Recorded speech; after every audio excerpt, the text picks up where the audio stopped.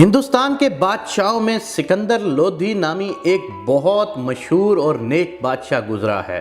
وہ بڑا خدا ترس، منتظم اور منصف بادشاہ تھا۔ 17 بڑے بڑے عالم آدھی رات تک اس کے پاس بیٹھے رہتے تھے، جن سے وہ اسلامی احکام جاننے میں مدد لیتا تھا۔ وہ خود بھی عالم تھا اور قرآن و حدیث کے مطالعے جاری رکھتا تھا۔ انصاف کرنے میں وہ کسی کی طرفداری اور رعایت نہیں کرتا تھا، اور غریب سے غریب آدمی کو اپنا مقدمہ بادشاہ تک لے جانے میں آسانی ہوتی تھی۔ بڑے الجھے ہوئے مقدمات کا فیصلہ وہ بڑی آسانی سے کر دیا کرتا تھا۔ مثال کے طور پر ہم اس کے ایک فیصلے کو یہاں نقل کرتے ہیں، جس سے اس کی ذہانت کا بھی پتہ چلتا ہے اور یہ بھی معلوم ہوتا ہے کہ اس کے زمانے میں غریب سے غریب آدمی کو انصاف حاصل کرنے میں کتنی آسانی رہتی تھی۔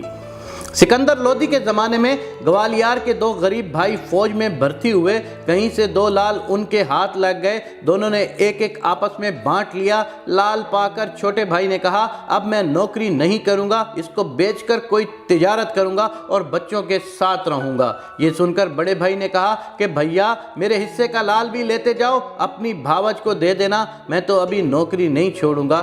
چھوٹا بھائی دونوں لال لے کر گھر کو چلا۔ راستے میں اس کی نیت خراب ہو گئی۔ اس نے بھائی کا لال بھاوج کو نہیں دیا، اپنے پاس ہی رکھ لیا اور اپنے دھندے میں لگ گیا۔ کچھ دنوں کے بعد بڑا بھائی چھٹی لے کر گھر آیا۔ بیوی سے کہا، میں نے بھیا کے ہاتھ لال بھیجا تھا، تم نے اس کا کیا کیا؟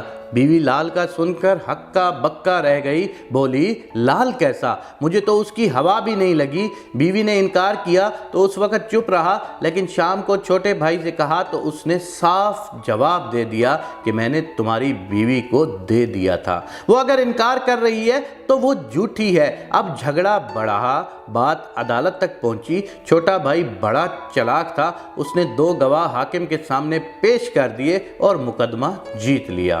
بڑے بھائی کی بیوی نے مقدمے کا حال سنا تو بہت پریشان ہوئی۔ وہ جھوٹی بھی بنی اور لال بھی ہاتھ سے گیا۔ وہ راجدھانی کی طرف بھاگی، آگرہ پہنچی اور بادشاہ کے یہاں اپیل کر دی۔ بادشاہ نے دونوں بھائیوں اور گواہوں کو بلایا۔ مقدمہ شروع ہوا تو گواہوں نے یہاں بھی چھوٹے بھائی کی سکھائی ہوئی بات کہہ دی اور دونوں نے جھوٹ بول دیے، لیکن سکندر لودھی کو کچھ شک ہوا۔ اس نے گواہوں سے کہا، تم نے لال دیکھا تھا؟ گواہوں نے جواب دیا، جی ہاں دیکھا تھا۔ یہ سن کر بادشاہ نے موم منگوایا، تھوڑا تھوڑا دونوں کو دیا اور کہا کہ تم دونوں الگ الگ بیٹھو اور جیسا وہ لال تھا ویسا موم کا بنا کر لاؤ۔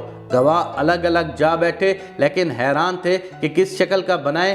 انہوں نے لال دیکھا نہ تھا، وہ جھوٹی گواہی دینے آئے تھے۔ اب کیا کرتے؟ بادشاہ کا حکم تھا، جس طرح ان کی سمجھ میں آیا لال بنا لائے۔ بادشاہ نے دیکھا کہ موم سے بنے ہوئے دونوں لال میں بڑا فرق ہے۔ اب اس نے گواہوں کو ڈانٹا تو سارا بید کھلا۔ بادشاہ نے لال بڑے بھائی کو دلوایا اور چھوٹے بھائی اور دونوں گواہوں کو قید کا حکم دے دیا۔ حضرت علی کا قول ہے کہ کفر کا نظام تو چل سکتا ہے، لیکن ناانصافی کا نظام کبھی نہیں چل سکتا، اور یہی وجہ ہے کہ پاکستان سمیت دنیا بھر کے مسلمانوں کے اندر اس ٹائم ناانصافی کا نظام چل رہا ہے۔ میرے پروردگار، آج ہم تجھ سے یہ دعا کرتے ہیں، میں اور مجھ سمیت جتنے دیکھنے والے ہیں وہ سب یہ دعا کرتے ہیں کہ یا اللہ، پاکستان میں بھی ایسے عادل حکمران عطا فرما تاکہ پاکستان بھی ترقی کی راہ پر گامزن ہو سکے اور پاکستان میں بھی تیری طرف سے خوشحالی آئے۔ آمین یا رب العالمین۔